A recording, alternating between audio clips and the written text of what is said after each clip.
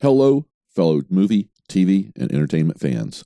This is Ray, and this is The Fandom Realm. It is time for another episode, and just as a reminder, I will only be doing podcasts for the foreseeable future, so if you can't watch, you can definitely listen. And I am starting to post on some of the podcasting sites, including Google Podcasts, so you can check out there if you'd like. Just to update the schedule, there will be an Andor Episode 4 podcast coming out later this week, probably on Friday. And also, there's a new episode of Vampire Academy out, so I'm going to be adding Episode 5 sometime this week. It'll probably pop up in the next few days. Today, on this episode of The Fandom Realm, we're going to look at The Rings of Power, Episode 5. As always, this is a spoiler review. I'll try not to spoil anything huge for you, but I can't promise anything. So let's start with our first storyline, and that is in Numenor with Galadriel. We didn't really make much progress here. Basically, there are forces at work trying to stop the Numenorians from going to Middle-earth. It's led by the Queen Regent's cousin, Pharazôn. Basically, his son is leading the revolt, sort of quietly. I think his name is Kemen. He actually tried to sink part of the fleet, and we actually get to see that he gets caught because while he was trying to burn one of the ships and cause it to explode, he found Isildur hiding on the ship he was going to stow away. Because guess what? Isildur had not been chosen by his father to go to Middle-earth to fight, because basically it seems like his father thinks he's a big loser. However, Isildur is going to end up saving Kemen, or at least making it look like he saved him, and he's going to earn some cred here, and he's going to end up getting on one of the ships to go to Middle-earth. We get to see this, what I thought was a rather useless training montage with Galadriel and some of the warriors of Numenor. Of course, she outclassed them all and really taught nothing. So I thought it was a waste of time. I do love montages, though, but the only real reason for this one was to make Galadriel look so great and wonderful and all-powerful, and I don't just think that's something you do with Galadriel. In the end, the Numenorian fleet leaves for Middle-earth. We get to see these great shots. The three ships leaving, I guess they're still sending like 500 men. I'm not sure exactly what they're planning to do with 500 men, but, we're going to see. Moving on to the next storyline. We're moving on to the Southlands. The humans have basically gathered at the Elven Tower, and Elrond tells them about basically the deal that he was freed for. Okay, he was supposed to go and tell the humans, hey, we're going to take this area over. If you kneel before us or you leave, you're good to go. Well, most of the humans, or at least some of the humans, aren't going to like that idea, and the group is going to split. Bronwyn, I think that's how you pronounce her name, that's Theo's mom, wants to fight and hold her ground. The little old man, who is like the follower of Sauron, I've never really caught his name. He wants to bend the knee and basically be ruled over by the orcs and be ruled over by Sauron. So he is actually going to split the group. The little old man goes to the orcs, and their leader, he basically bends his knee, says, hey, I want to follow you. He calls their leader Sauron, which basically at that point, it's revealed this is not Sauron that we're talking about here. And after he kneels, the elf leader, or the elf-looking leader of the orcs, is going to come up, and it appears he forces the old man to kill the younger guy that brought the food back from the city or from the town.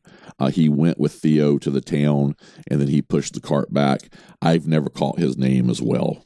I don't really care about his name, to be honest.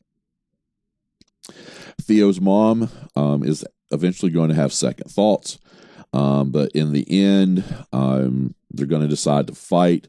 Part of that was because Elrond sort of gave this rousing little speech, and it brings everybody, or at least brings her back to the idea of standing and fighting. We are going to see Theo come clean about that hilt that he has, and they do seem to identify it as a key. We get some ominous visuals, and I'm not really sure what we have seen so far. I'm waiting for the next episode. Hopefully they'll identify and explain what we saw. I thought basically they needed to go into a little more detail on what was going on in this episode, especially in the Southlands area. We do have the Númenórean fleet sailing there, so we're getting closer and closer to that battle. But we'll just have to see what happens. The third storyline, of course, is moving back to Elrond and Durin. Basically, what's going to happen is Durin is sent to help the elves by his father, and they're also very suspicious. So he's actually sent to find out what the elves are up to. It turns out that Gil-galad was hiding the fact that the Tree of Light was diminishing and it was dying, and he had not told Elrond this. And as it turns out, there's a whole story, doesn't make a whole lot of sense, but a whole story about how the light of another tree had been dispensed into the ground and was a mineral. Well, and that light was basically the light of the lost Silmarils. Basically, what's going to happen now is Gil-galad and the elves want the mithril, because the mithril is that mineral, to make some type of armor or something that's going to give them the light of the elves so that they don't diminish, okay? Or they're going to have to leave Middle-earth. And I didn't really get that explanation really well. They need to do some more explaining on what was going on there. Now, Elrond basically refuses to divulge what he knows. He is eventually going to talk to Durin, and they're going to head back to Moria to see Durin's father and to see if he will do something to help the elves. Now, one little problem I have here with the writing is that Elrond would not say anything to Gil-galad, but he actually had given the mithril to Celebrimor in order for him to see what was going on with it. I don't understand how the writing justifies that. It doesn't make much sense to me. Now, I'm still liking the Elrond-Durin relationship, but, they need to really be careful there. And I'm going to tell you, and this is sort of petty, but Elrond's ears, come on, people.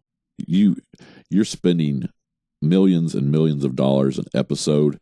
His ears just make him look awful. Just throws me off. Every time I see Elrond, his ears make me think, my God, what are they doing? Please do something to his ears. Now, along with that, this also suggests that one of the main reasons for building those towers that Celebrimor sent or had Elrond go talk to Durin in the first place may have been because they wanted to be able to refine the mithril into what they needed. The last storyline, of course, is the Harfoots. And we had a little bit of movement. Literally, the group was shown moving on the map for what looked like would have been weeks, when it seemed only a few days had really passed. Now, we didn't see a lot of the Harfoots, as I remember, in the last episode, so maybe they were trying to catch the story up, but it just didn't make a lot of sense to me. Some of the Harfoots, of course, are wanting to leave the stranger behind with Nori's family. They think he's causing issues. They have traveled through some lands where it's sort of dark and dreary and not what it usually is. But we are going to eventually see that the stranger has some powers, because they are going to venture in an area where there are some wargs, or whatever they want to call those beasts. And they're actually going to attack the group. Well, you have the stranger with Nori and a couple other characters, and the wargs are going to surround them, and he is basically going to hit the ground, and some type of shock wave sends the wargs flying. At that point, he's in a situation where everybody knows he has magic or some type of power. He did something to hurt his arm. It looked like it may have been broken. He's going to do some type of funky magic, putting his arm in water and freezing it. But he's going to hurt Nori when he's doing this. And so by the end of the episode, she's going to run off, and we don't really know what is going to end up happening. Now, the other big thing that's going on here, when they went back to the whole Harfoot story, is we got to go back to that the end of episode 1, when the stranger actually fell to Earth. We're going to be introduced to a new character.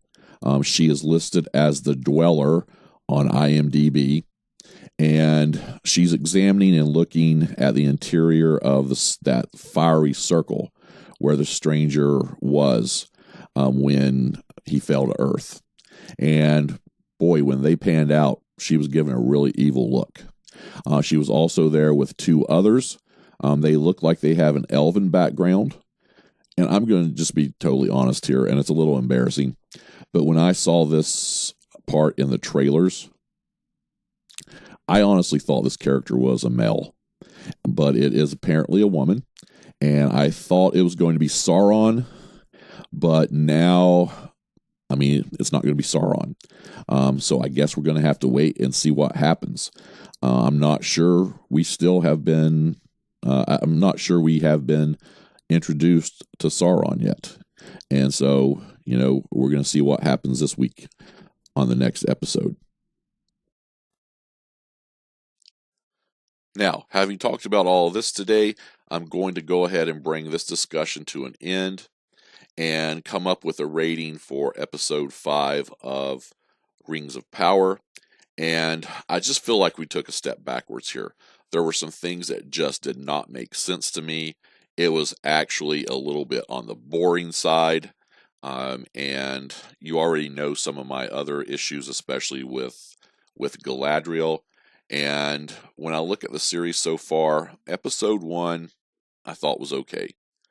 Episode 2, 3, and 4 I thought progressively got better, with episode 4 being the best by far. This episode really didn't accomplish much.